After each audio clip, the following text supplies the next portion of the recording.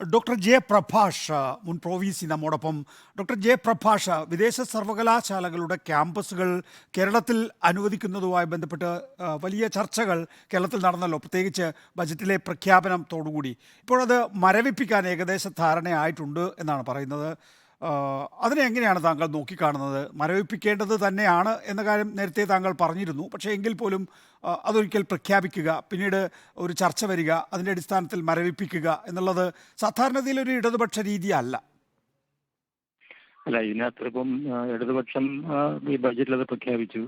അപ്പോൾ അതിനെതിരെ അഭിപ്രായം വന്നപ്പോൾ അത് പിൻവലിക്കാൻ അല്ലെങ്കിൽ മറ്റൊരു മരവിപ്പിക്കാൻ തീരുമാനിച്ചു എന്നുള്ളത് സ്വാഗതാർഹമായ ഒരു കാര്യമാണ്. കാര്യം പൊതുജനാഭിപ്രായം അല്ലെങ്കിൽ അതിന് വിമർശനം വരുന്നത് കൊണ്ട് മുൻപ് എടുത്ത ഒരു തീരുമാനം പിൻവലിക്കുന്നത് ഇടതുപക്ഷ നയമല്ല എന്നല്ല, അതാണ് ഇടതുപക്ഷ നയം. ഈ ഒരു തീരുമാനം വരുമ്പോൾ അതിനെതിരെ വലിയ വിമർശനം ഉൾക്കൊണ്ടുകൊണ്ട് ഒരു സമീപനം എടുക്കുന്നത് തന്നെയാണ് ഇടതുപക്ഷ സമീപനം എന്ന് പറയുന്നത്. അതുകൊണ്ട് ഒരു പ്രഖ്യാപനം നടത്തുക, പിൻവലിക്കാനുള്ളത് ഇടതുപക്ഷ നയമല്ല എന്ന് പറയുന്നതിൽ എനിക്ക് യോജിച്ചില്ല. പാർട്ടി അത് മരവിപ്പിക്കാൻ തീരുമാനിച്ചത് തീർച്ചയായിട്ടും സ്വാഗതാർഹമായ കാര്യമാണ്.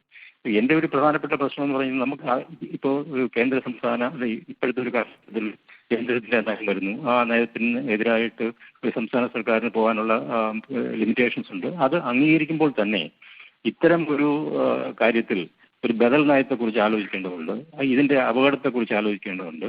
അപ്പോൾ തീർച്ചയായും ഇതിനെക്കുറിച്ച് ഒരു ചർച്ച നടക്കണ്ടേ? അപ്പോൾ ജനങ്ങളെ എല്ലാം ഉൾക്കൊള്ളിച്ചുകൊണ്ട് പൊതുസമൂഹത്തെ വിശ്വാസത്തിൽ എടുത്തുകൊണ്ട് ഒരു ചർച്ച നടക്കട്ടെ. ചർച്ച നടന്നിട്ട് ചെയ്യേണ്ട ഒരു കാര്യമാണ്. അപ്പോൾ തീർച്ചയായും ഇത് പിൻവലിക്കാൻ അല്ലെങ്കിൽ മരവിപ്പിക്കാൻ തീരുമാനിച്ചത് ഞാൻ സ്വാഗതം ചെയ്യുക. ഡോക്ടർ പ്രഭാഷ്, ഇപ്പോൾ ഡീംഡ് യൂണിവേഴ്സിറ്റിയുടെ കാര്യത്തിലാണെങ്കിലും വിദേശ സർവകലാശാലകളുടെ ക്യാമ്പസുകളാണെങ്കിലും കേന്ദ്ര സർക്കാരിൻ്റെ നയമാണ്. നമ്മുടെ രാജ്യത്തെ ഒരു ഭൂവിഭാഗം മാത്രമാണ് കേരളം.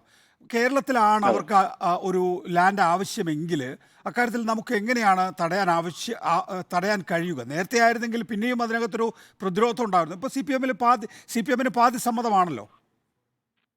അല്ല നികേഷ്, ഇതിനകത്തൊരു കാര്യം നമ്മൾ മനസ്സിലാക്കേണ്ടത്, ഈ നികേഷ് പറഞ്ഞ ആ ഒരു പോയിന്റ് ഞാൻ നേരത്തെ സൂചിപ്പിച്ചല്ലോ. ഇപ്പോൾ ഒരു നവൽബൽ 1991 മുതൽ ഇങ്ങോട്ട് നോക്കുകയാണെങ്കിൽ വ്യത്യസ്തമായിട്ടുള്ള നയസമീപനങ്ങൾക്ക് ഇന്ത്യയിൽ നിലനിൽക്കാനുള്ള അവസരം കുറഞ്ഞു വരികയാണ്. പണ്ട് അങ്ങനെ ആയിരുന്നല്ലോ. കേരളത്തിലൊരു സോഷ്യലിസ്റ്റ് നയവും കേന്ദ്രത്തിൽ മറ്റൊരു നയത്തിനും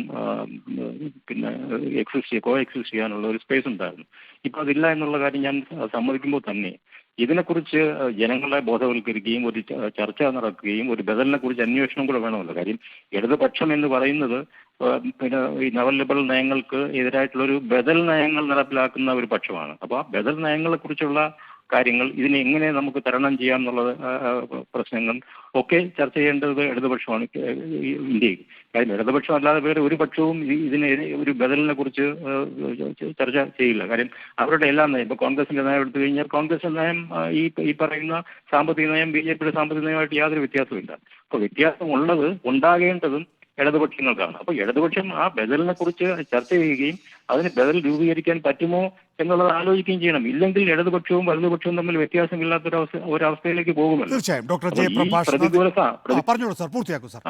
ഈ പ്രതികൂല സാഹചര്യത്തിൽ അത്തരം ഒരു ബദലിനെ കുറിച്ചുള്ള അന്വേഷണം നടത്താനുള്ള ഏറ്റവും പറ്റിയ അവസരമാണ് ഇതെന്നാണ് എനിക്ക് തോന്നുന്നത്. വളരെ നന്ദി ഡോക്ടർ ജയപ്രഭാഷ്. ഇപ്പോൾ CPI സംസ്ഥാന സെക്രട്ടറി ബിനോയ് വിശ്വം MP നമ്മോടൊപ്പം ഉണ്ട്. ശ്രീ ബിനോയ് വിശ്വം, വിദേശ സർവകലാശാലയുടെ ക്യാമ്പസുകൾ കേരളത്തിൽ അനുവദിക്കുന്നതുമായി ബന്ധപ്പെട്ട ബജറ്റ് നിർദ്ദേശങ്ങൾ മരവിപ്പിക്കണമെന്ന ആവശ്യം CPM-ന് മുമ്പാകെ വെച്ചിട്ടുണ്ടോ CPI?